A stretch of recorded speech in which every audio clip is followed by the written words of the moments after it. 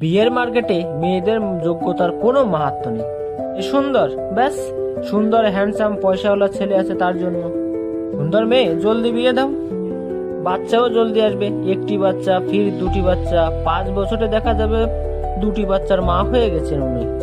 মানুষের শরীর কতদিন আর ফিট থাকবে?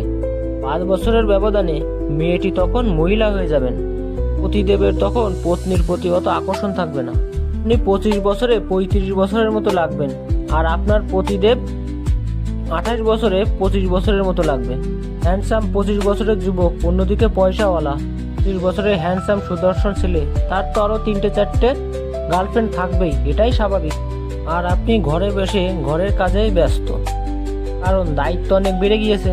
জন্যই দেবীগণ আপনাদের হাত জোর করে বলছি, আপনারা শক্তি প্রদর্শন করুন, নিজেকে যোগ্য মানুষ হিসেবে গড়ে তুলুন। জ্ঞান, প্রতিভা, বিকাশ এসব আপনার আসল শক্তি। এই রূপের সওদা বেশি দিন চলে না।